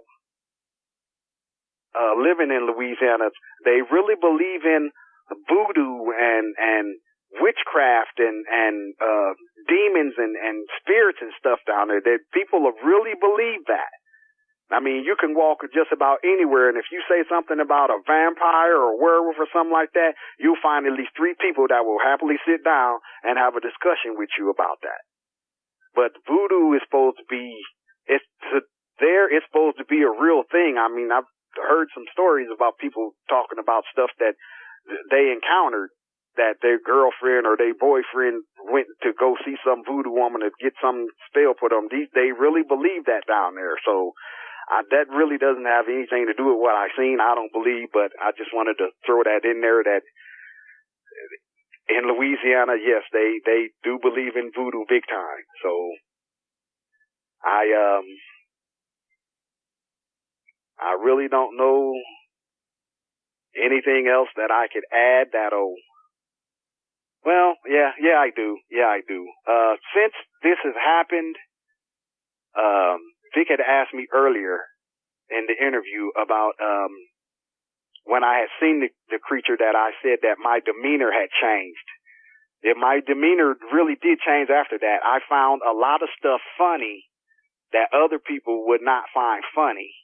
And it's not to say that I'm cruel or anything, but after what I survived, if somebody have a head-on collision and they walked away from it with just some scrapes and bruises, or maybe they got that red mark on their face from the airbag going off, you walked away from that.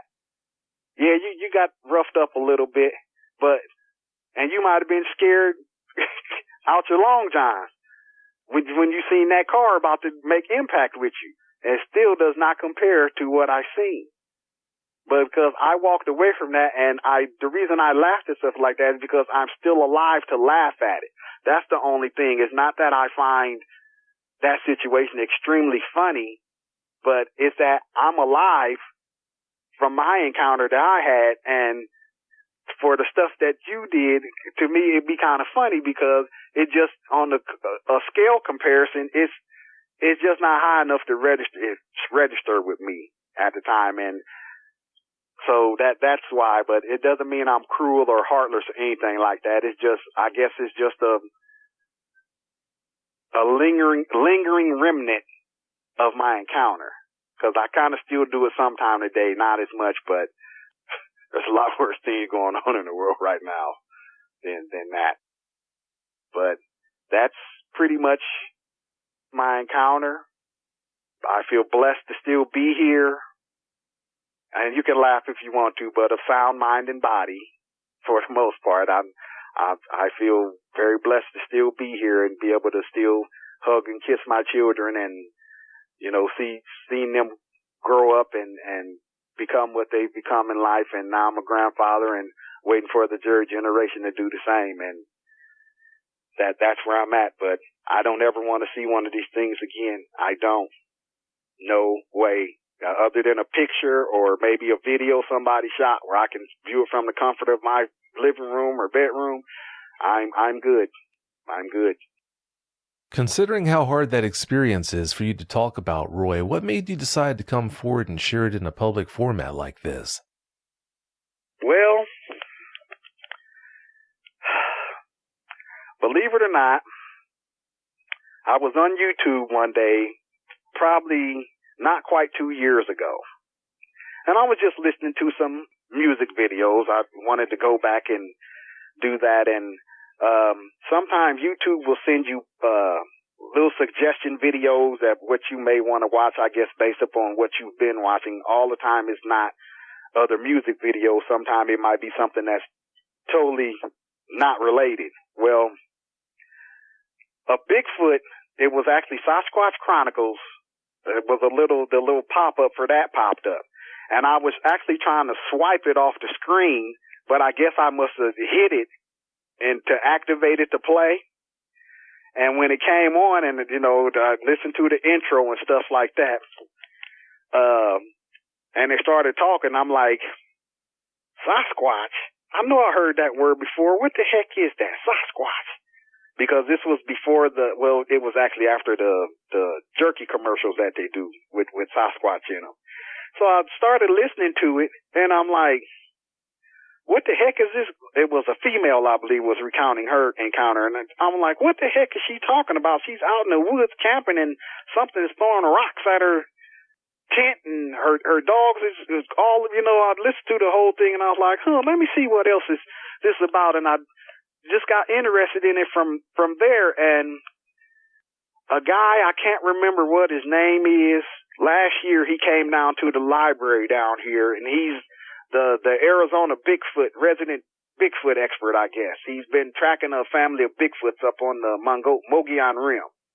And he came down to the library and did an hour presentation. He didn't have a whole bunch of what I would call really good pictures. You had to really look in order to see something, but those foot casts and stuff that he had, you know, that if it leaves a footprint, that means it's physical. So I was a believer in that. But I'm planning on buying some property up north, and me and my girlfriend are planning on buying some property up north, and we have been noticing you can get acres of land up there dirt cheap. I mean, dirt cheap. And I was wondering why, because, you know, being my age, you know, if you hear something that's too good to be true, it generally is. So I'm wondering why this property is that cheap, and I started doing some research on if there were Bigfoots in Arizona. And there's Bigfoots in Arizona. They're here too. So I just was really doing that to find out, listening to other people's encounters to try to find out what I need, the do's and don'ts of living rurally, to either coexist with these things peacefully or not to go there or choose another patch of land somewhere else. But the thing that made me come forward with my story was, I believe I ran across your show, or maybe it was somebody else's. I'm not 100% sure right now on that. But the guy was talking about this werewolf-looking thing that I think he was in his car and seen it. It was getting something out of the road, some roadkill out of the road, and he had it lit up, and it didn't run off as soon as he pulled up, you know, got up close to it. It just, you know, kind of casually looked at him and then bent down and picked up whatever had been eaten on and just walked on off the road into the woods. And that's when I started listening to Dogman encounters, because I knew I had seen something. I knew I had seen something. And now to hear that somebody else has seen something and was describing something similar to what I saw, and I started listening to everything I could that involved Dogman, reading everything. And then I was actually sitting and about to make an entry into my journal about my grandson when I had him the last time, about stuff we did and stuff like that. I dropped my journal and it fell on the floor.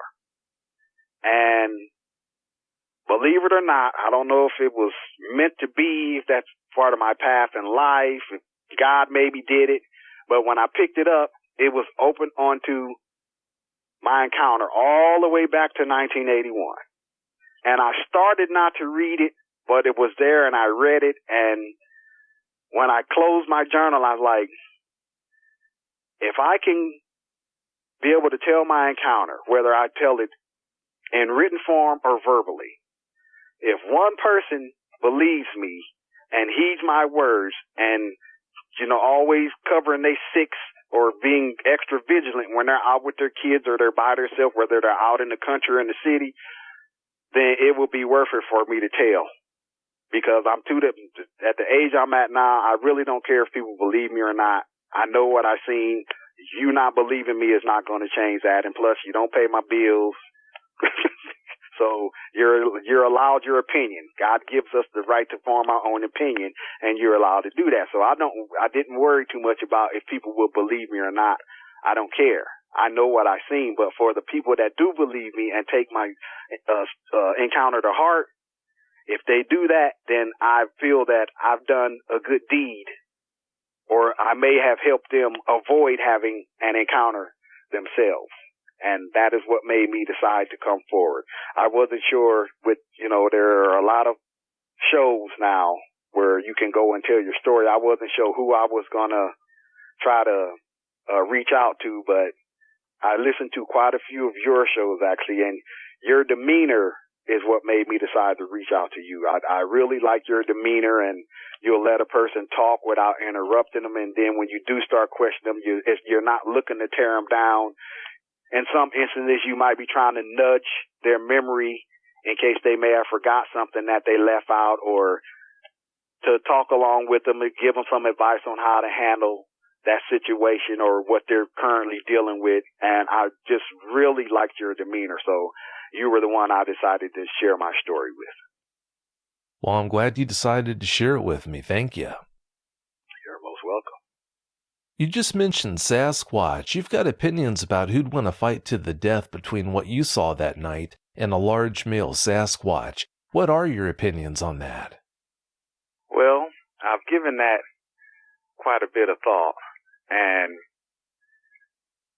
I believe that if they were the same stature or close to the same size, that if they were to fight, if that Sasquatch could keep that Dogman from getting not within arm's reach, but like inside the guard of it, where it would really be able to defend itself and got those claws in it, and maybe even was able to bite him in the neck area or something, I don't think that Sasquatch would last too long.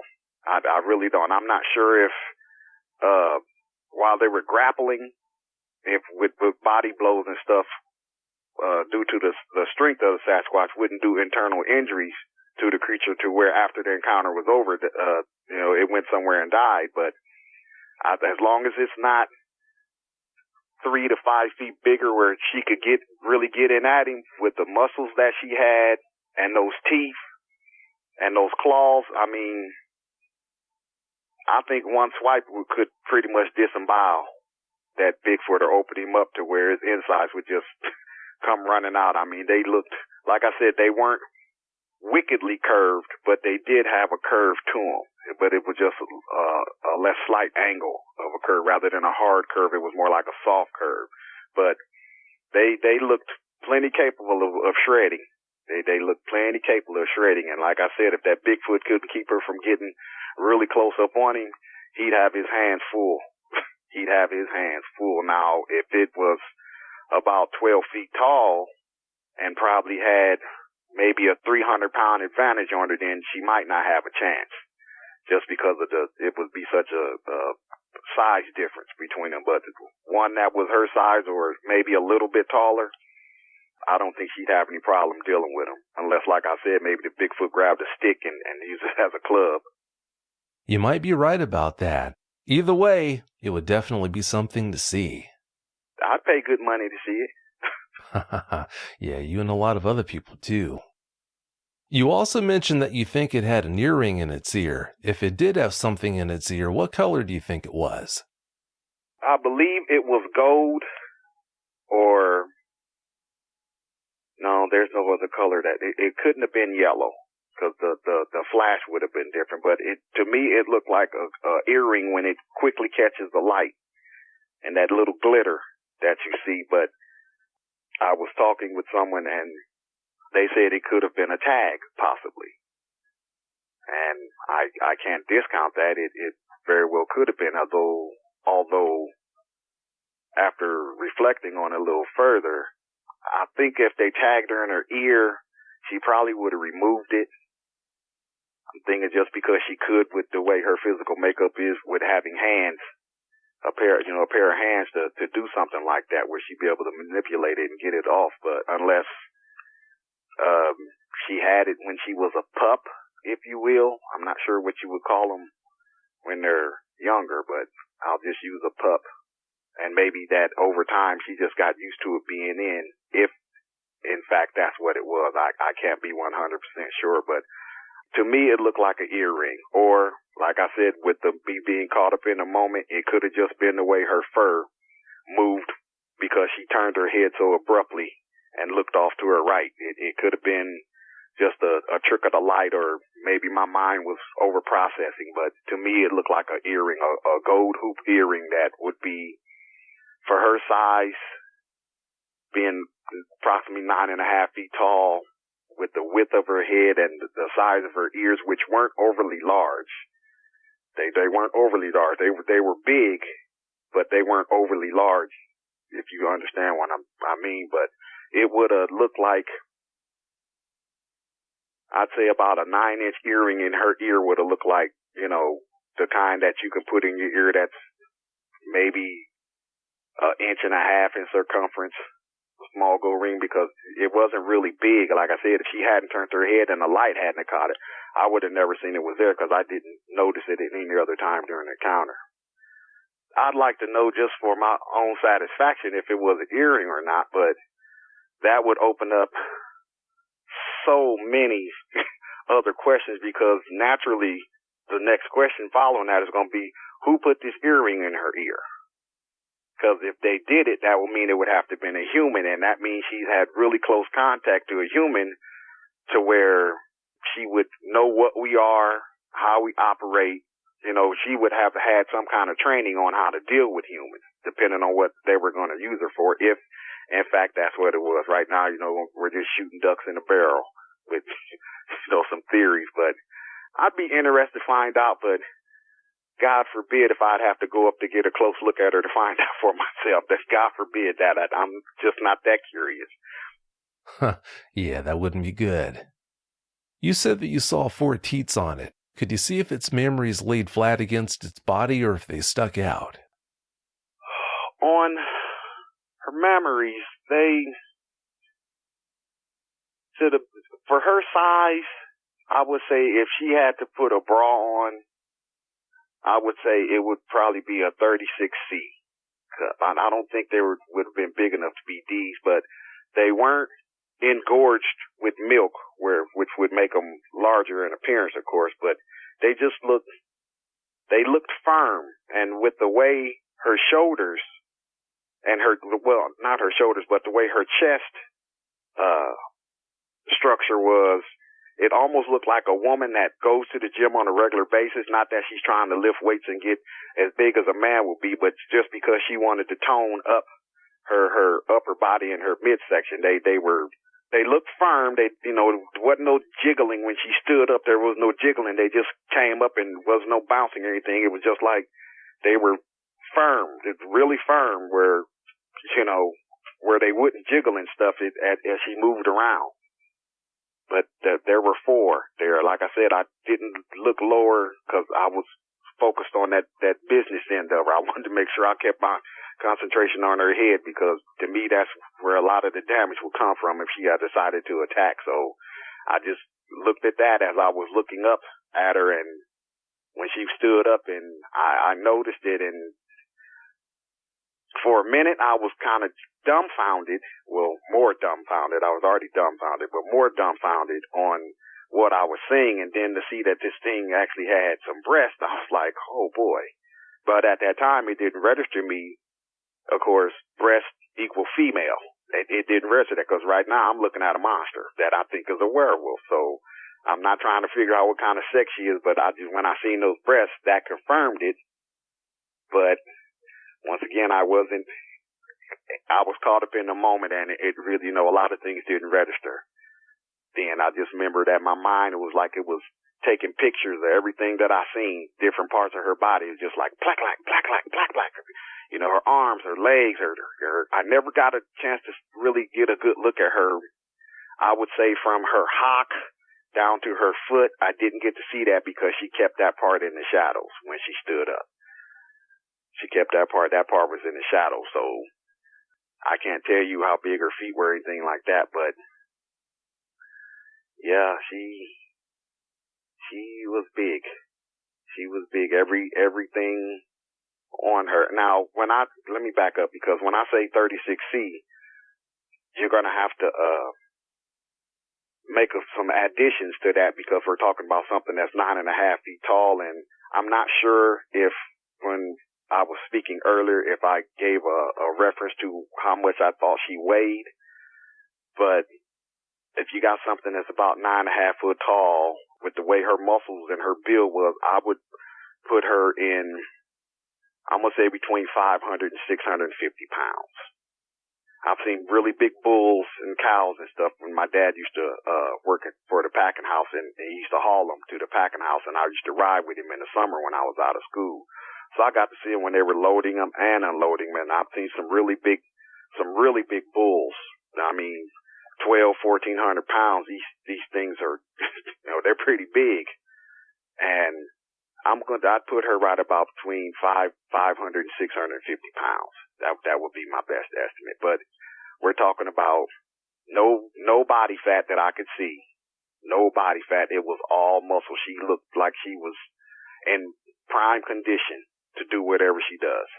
She looked in prime condition. I mean, she didn't look ratty or with a lot of leaves and debris caught in her fur, and where they're coming through the thistles. I couldn't understand that. Even though they were green and still alive, there wasn't any dead vegetation amongst them that I could see, of course, with the lighting conditions. But she looked,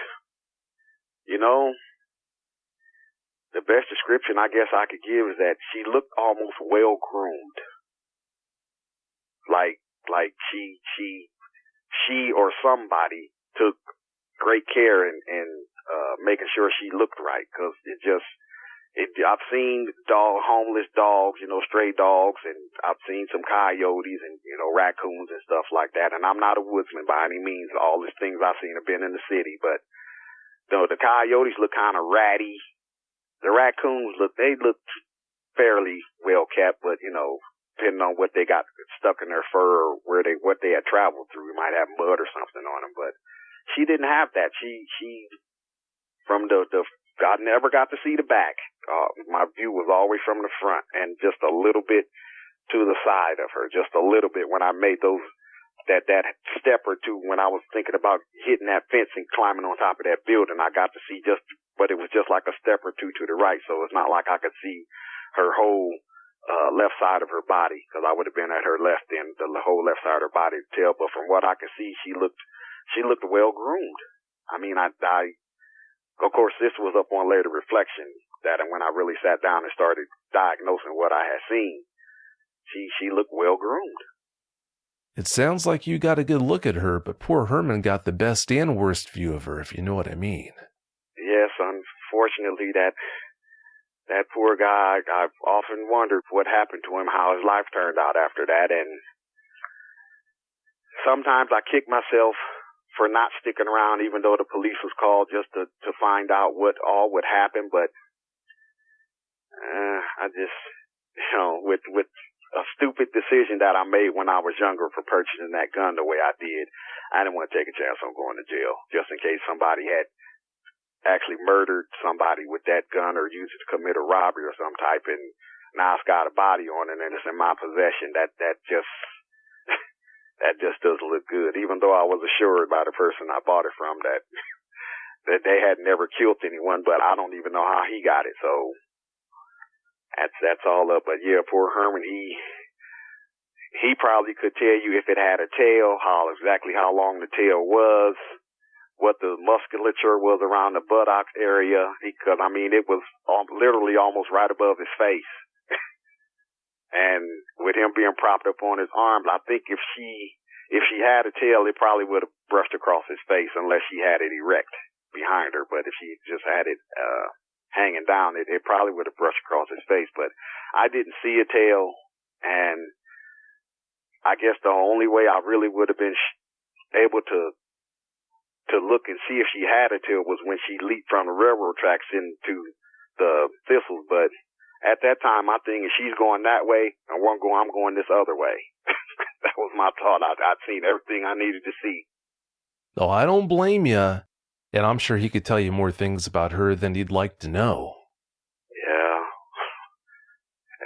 Well, I always include him in my prayers and hope that he came out of that and was able to regain his faculty so that he could function on a normal level. But is there ever really a normal level you function at after having an encounter that close? Yeah, it's definitely going to be an uphill battle after an experience like that. You've got an interesting theory about what those red lights were that you saw in the thistles that night. Please elaborate on that for us. Okay. As I had said earlier, I saw 6 red lights that weren't solid red lights. It looked more like a black circle with a red outline around them. But from the distance that red around the blacked out area it looked like it was solid, but it wasn't like a solid ball. It would more be like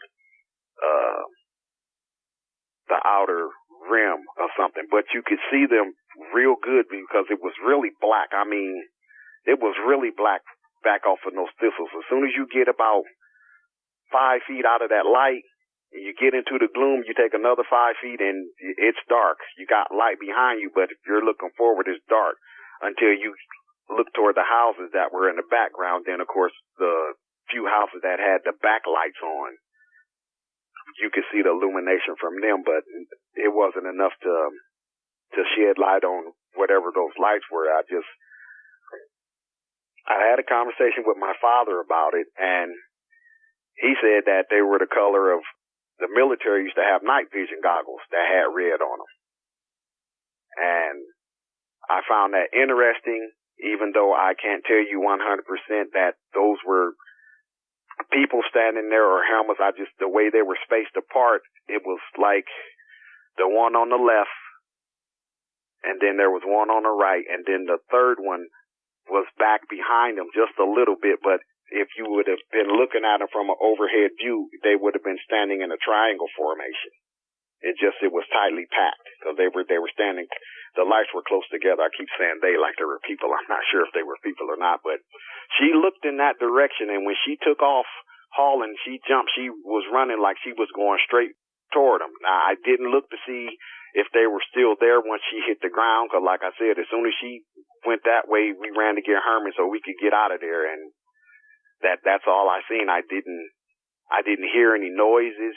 I didn't see anything. It's just that I've always wondered what made her twitch like that, because she twitched. It wasn't so much a jump, like I had said before. It was like when a dog goes to bite his tail, if he got a flea or something on his haunches or on the tail, it was quick like that. But she jumped like she had been hit by something. But I didn't hear a gunshot or anything like that. And I guess if I really had a little more time, I would have checked to see if maybe it was a dart of some kind. Just, trying to rule out all possibilities of what it was, unless I saw it. But I didn't see anything. But as soon as it hit her, she stood up, and she stood up and she looked, was still looking in that direction, but she went from that crouch position to fully erect so fast. I don't think a human could even do that. Not with the speed that she did it, because when animals are in nature, they're totally in tune with their muscles and their surroundings. They're totally in tune to it. That's why sometimes you see a fox or a cat or something that's out and it's hunting mice or something like that, and they make that spring to get it and they miss it. They that lightning fast reflex to go out and pin it to the ground. Humans just can't move that fast.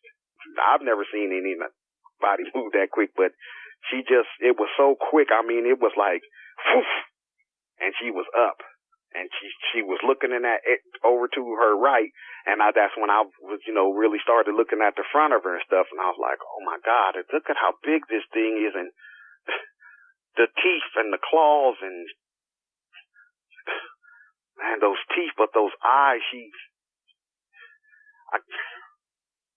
just,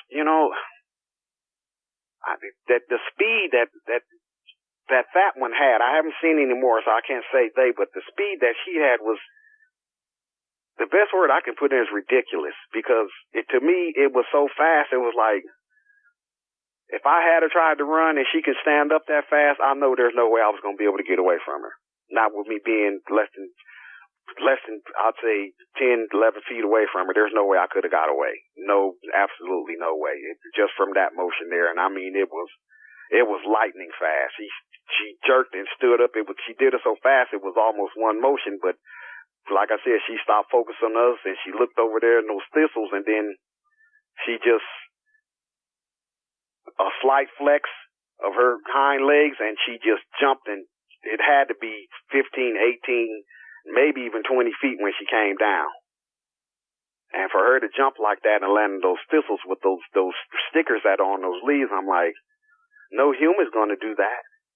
And I know for a fact that it wasn't somebody in a suit simply because of the size, but if somebody make a suit like that where you can see muscles and how they ripple, and when she flexed her hand and when she put her hands out, when she came forward into the light, and she did those two little steps just with her upper body, and then she brought her haunches, a couple of steps forward, almost like when a lion or a tiger is hunting and they're getting their legs gathered to get ready to rush. She just came forward like that, and then she brought her hind legs forward. I can't say she's going to rush, but she had that look on her face like, I dare you. That's the best thing. It was like, I dare you to pull that trigger. Like I said, I didn't turn my head to see what guy had the gun pointed at her, but thank God he didn't shoot. Thank God he didn't shoot, especially not with a handgun. That would have made her very, very unhappy. Yeah, that wouldn't be a wise move. Well, Roy, we're out of time, but before we get out of here, do you have any closing comments you'd like to share? Yes. Yes, I do. For safety's sake, people that are out and don't believe,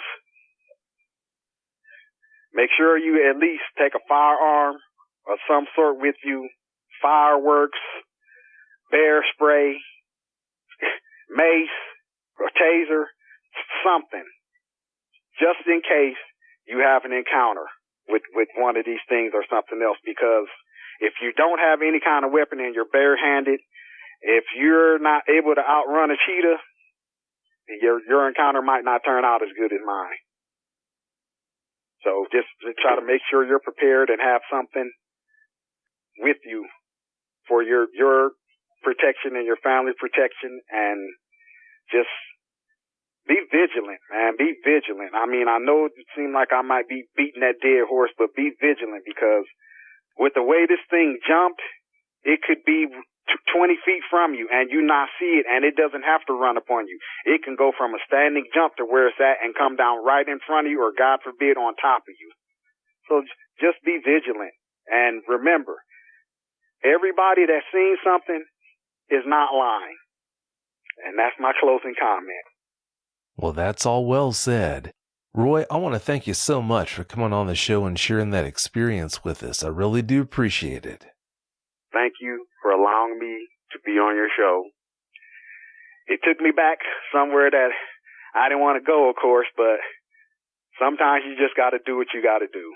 And I felt that after listening to all these encounters, I had to share mine simply because everything I heard, nobody's been that close to one before. Or they weren't that close to one and were able to later on tell somebody what they seen. They might have just disappeared after they were that close to one. So you never know. You never know.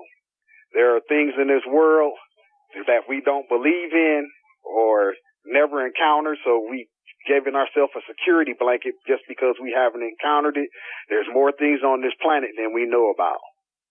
And if you watch the skies or believe some of the videos you see on YouTube, there's other stuff in the skies that's not of this planet that we don't know about. So just keep a small portion of your mind open. Yeah, we definitely have a lot to learn. Roy, thanks again so much. Have a great night. If you've had a Dogman encounter of your own and would like to speak with me, whether in private or on the show, please go to dogmanencounters.com and submit a report. I'd love to hear from you.